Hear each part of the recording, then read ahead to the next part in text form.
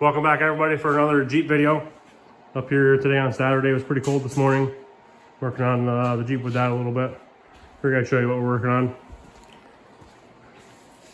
About these cable connectors on Amazon and the little crimps. The little crimps to go for the small ones. You had to have these for another project. But then to buy this kit was only like 10 bucks on Amazon. So we're trying to build cables for the, got some probably 1/8" cable maybe for the tailgate. Right now we're just making our loops and then crimping them. Just trying to figure out exactly what we want. Is a 3/8 bolt gonna be strong enough to hold it? But I'll go around the other side and I'll show you real quick what we got going on.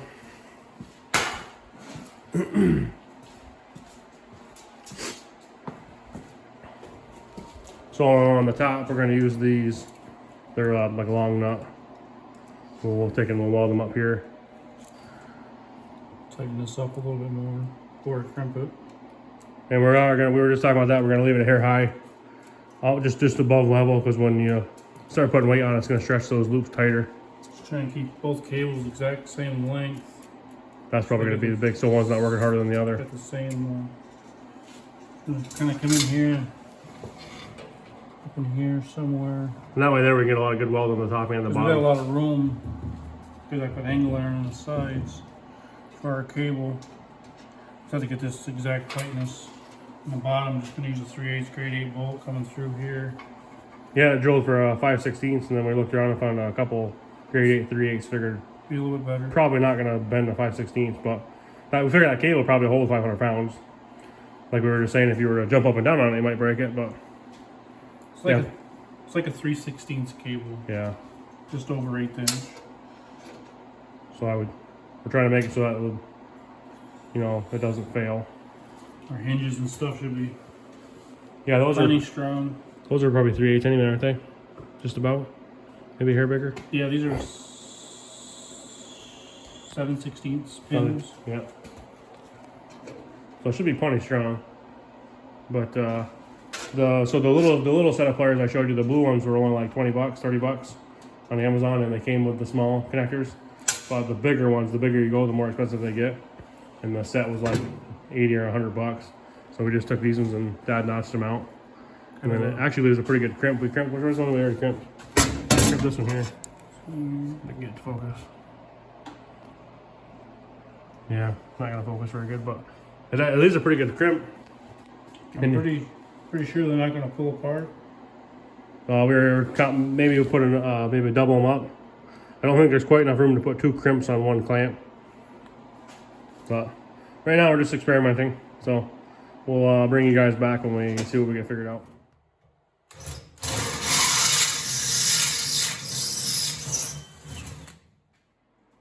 So while Dad's working on the drilling the holes and stuff for the tailgate, I came up one night this week. I had to use the drill press real quick, and we were talking about the box sides. And here's basically what we discussed and came up with. And Dad went ahead and did it. So you got your 1/8" or 1¼ square tubing here. It's plenty thick wall where you can thread it. So we got some of this channel iron. I don't know, what is it? Probably 2 or 2.5? 2 inch. And actually, it looks like a box side. We were trying to figure out something plastic that would work. So that's what we look. Kind of want it to look stock. Like we don't want it to look like, some homemade flatbed or something, But so we came up with these, and they'll be more rigid. And the top part is hard. Try to find a good spot to show you where we're trying to figure out what to do here. It's hard to weld that solid without the heat doing funky stuff with it. And then you gotta grind it perfectly good to look good with paint. And we don't want to put Bondo on there because you touch one little thing to the side of the box and the bottom's gonna crack. Everything else is for plug weld and everything else. So it should be plenty strong, but you want to do the least amount of welding as you can. It's all steel, but you don't want to use a ton of Bondo. But for the box sides, this stuff here's got to be 8 or 3/16 thick, so it should be plenty strong. We just got to figure out if we're going to run another one there, or probably just going to end up leaving it like this and do another one on the other side. Nice and cold out. We got these tacked on. Can't really see very, very great. But I got a real good weld on the bottom and then a real good weld on the top, so it should be plenty strong. They're, I don't know, probably an inch long anyway. Both sides. And then we got a tack down here. once we get our final fit, we'll tack this on both sides real good, because this is all going to get covered with a piece of sheet metal that will stop here. So you won't see any of this anyway. But we'll get this welded real good, otherwise you won't ever be able to change it. Well, you still could change it. You just have to cut it off completely and put a loop on before you put it together. Same as this one. So here's what they look like now. We made them so that this one's higher, so they don't interfere with each other. Welded good across here. When we do the final fitment to put these together, I think we'll just Loctite these, just so they can't ever back out. And then of course the nuts, well, it doesn't look pretty, but nothing bothers you more than when you're trying to take a bolt or a stud out. It's got one little dinky tack on there, the tack breaks, then you're basically screwed. So put it down, see what it looks like. They're just about perfectly, you're not gonna really get the right angle, but you'll be plenty strong. I'm 250 pounds, 240 pounds. So should be plenty for what it's gonna be used for. Yeah, now we're gonna probably start working on some plates to cap the ends. Cap the end, just to keep water out. So there's one here, and then there'll be one here, one on the bottom. Those are easy. Those won't take us a few minutes. We'll move on from there. I don't think the last update we did was the side wasn't done. So we did plug welds here. That's what got us talking about up here, because we were worried about warpage, just because this is the big flat side. If you have a small warp inside somewhere, you're not necessarily going to notice it, but on the outside. So the plug welds is a good idea, starting one way and work your way out and down, or up and down. But work from the center out, so you don't get too much of a warp. This is where the gas tank comes through. We're trying to come up with, I had a thing that I found off of an old electric motor. I think it might be a hair big. It's a nice zinc coated, and it almost looks like a beadlock rim. It was like a hub to hold something on. If that doesn't work, we'll maybe buy something off of Amazon or something that fits over top, just to kind of dress that up a little bit. But now the sides are all basically done. Just gonna have to make her. Yeah, so you don't pay mind to these. The only concern here is that this distance is correct and that distance is correct, because there is little tabs back here for screws. Well, not screws, but like 1/4-inch bolts. But they're going to be a fender that comes out like a metal. What are those fenders called that you put on the other one? Can't remember what brand those are. Basically, we're going to kind of more or less kind of copy that with our own twist. Just don't want the plastic ones back on here. I was going to make my own. Yeah, the plastic ones just didn't look right with the extended frame and the different heights. The wheel wasn't going to match very good, and it would have looked too like Jeepy, like you tried to add all this stuff on. So yeah, we'll get to work on these 4 corner plugs. We'll show how the other ones are over here. Yeah, so I think I remember some of these are not, but these are all like 1/4-inch holes or 5/16 holes. 5/16 holes, 1/4-inch holes. And then when you put the plug welds in, drill the holes to where they are going to hit something solid, obviously. But it should be plenty solid. We're just trying not to add too much. So we just talked about maybe putting a piece here, like a little small piece here, so that when these get folded up, they get tucked in. But what's it really going to bother? We don't want to add any more weight than we already have, because this is going to be fairly heavy, but I don't think it's going to be too heavy.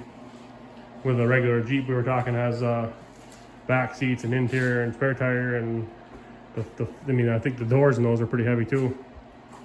Plus the window and all that other stuff, so it's actually quite a bit of weight. So the difference in weight probably only going to be maybe 100 pounds, 150 pounds.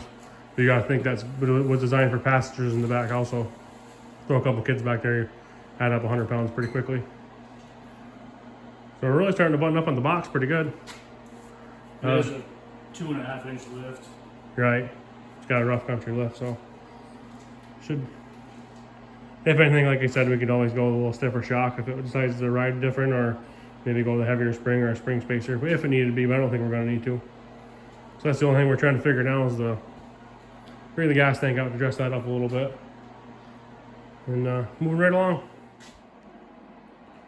Since I started documenting this build particularly a little late, we bought it in the end of summer. I think it was like probably around July or August. But I've been wanting to show you guys the frame extension. You really can't tell, but Datse's got a bunch of pictures, so we're gonna try to explain it the best I can from down here, and then hopefully I can figure out how to add the pictures in. So basically, he cut the frame exactly where he wanted it, and built a piece out of, be a flat stock to match the contour and everything with the frame. but also on the inside. So say if the seam is here, there would be a piece on the inside that went further than the seam. So that was able to go in there. It actually slid inside on all four sides really, and then it was plug welded. Plus then you weld all your seams and grind them. And then additionally on that, added a plate, which you can see here on top over the seam rather than putting anything on the side. The big thing here in New York is we're trying to make it not crazy noticeable as far as inspection goes. And then this, because all your stress is going to be down, so in order for the down pressure to actually break the frame, it would have to pull this 1/4 inch flat strap 2 inches wide, and it goes back pretty far. That's a good probably 3 foot, 2.5 foot anyway. So this right here should be absolutely plenty strong. So hopefully I can put some of those videos in. Then the drive shaft was custom built. That there's another thing. Hopefully we can find some pictures of that maybe. Normally you cut it off at the yoke, grind the weld off, and then it actually slides in the pipe. This one here decided to do a little different, put it on the lathe, and had a piece that was like a compression fit that slid inside, and then plug welded it, and then seam welded it. But you can see the majority of the work from the Jeep's been from here back. But you can see the torque boxes and stuff. That's all been redone. It's just kind of pick an area and go and see how far you want to get into it. Little stuff like this is where it stops, but when we start back here, this stuff will all get taken care of. Plus some sort of make a bead roll around here. And then from there up, I think we're gonna probably pull the front end of the motor out of this one to be able to get and do a really good, nice job with the frame. The front of the frame is really good. The frame on the Jeep's actually not very bad at all. It's just the floorboards and stuff. But everything that we do, we try to make it plenty strong. And of course you want to go looks, but if you really had to choose between something looking, you know what I mean, like you probably could have done a little different tubing or something, but it's going to be plenty strong. So yeah, hopefully I can find some pictures. I'll throw into that piece that was built and put in there.